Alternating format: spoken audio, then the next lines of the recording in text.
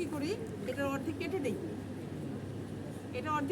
অর্ধেক কেটে দিলে কি হয়, আমার কন্ট্রোলটা আরো ভালো হয়। এখন এখানে তো বড়, এটা হ্যান্ডেলটা বড়। এবার দেখো আমরা তো 2 চিকে দিলাম, তারপরে এবার আমরা হচ্ছে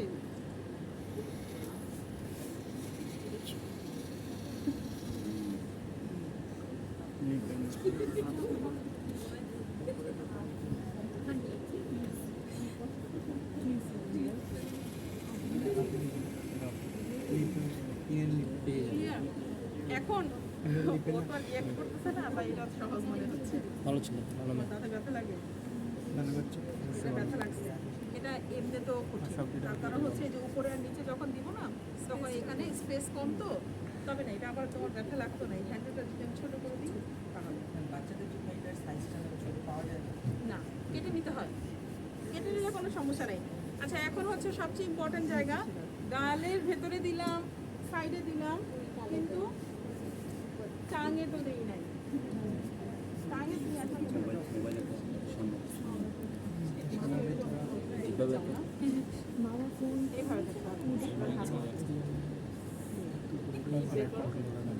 মানে আমি ধরে নিচ্ছি বাচ্চাটা খুব ভালো কথা শোনে, আমাদের শেখানোর জন্য তো বলতেছি।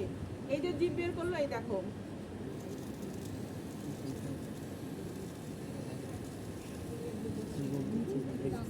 আমি নিচ থেকে পরে জিগজ্যাগ বা রোল ওভার করে না, রোল ওভার করতেছি।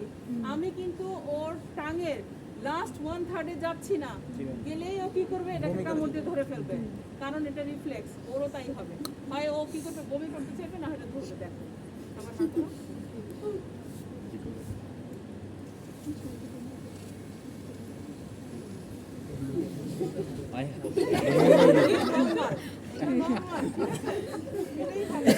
আচ্ছা, এটা তো